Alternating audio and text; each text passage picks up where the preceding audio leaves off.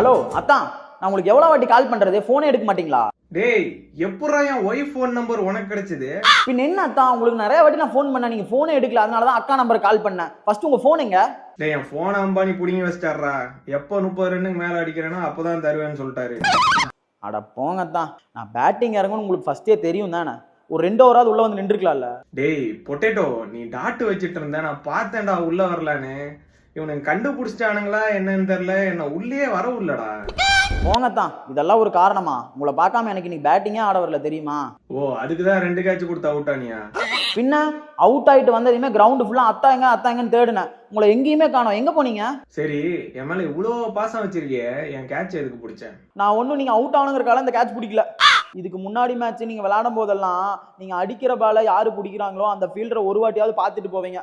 அப்படியாவது என்ன பாத்திர மாட்டீங்களான்னு நினைச்சு அந்த கேட்சை பிடிச்சாதான். ஆனா நீங்க ஒரு வாட்டி கூட பார்க்கல தெரியுமா? டே பொட்டேட்டோ, நானே இந்த மேட்ச் 30 ரன் அடிக்கலையே, அம்பானி என் போனை கொடுப்பாரா மாட்டாரான்னு டென்ஷன்ல இருந்தேன்டா. நீ வேற ஏன்டா? அதான் இப்ப மேட்ச் ஜெயிச்சிங்களா, இப்ப கூட என்ன பார்க்கணும்னு உங்களுக்கு தோணலையாத்தான்?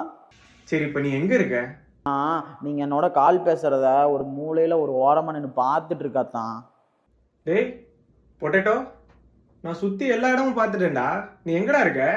பொட்டேட்டோ பொட்டேட்டோ, என்னோட ஒரிஜினல் நேம் சொல்லி கூப்பிட்டாதான் உங்க முன்னாடி வரும்னு உங்களுக்கே தெரியும்ல தான். வெளியே வாடா டிராவிஸ் செட்டு. அத்தா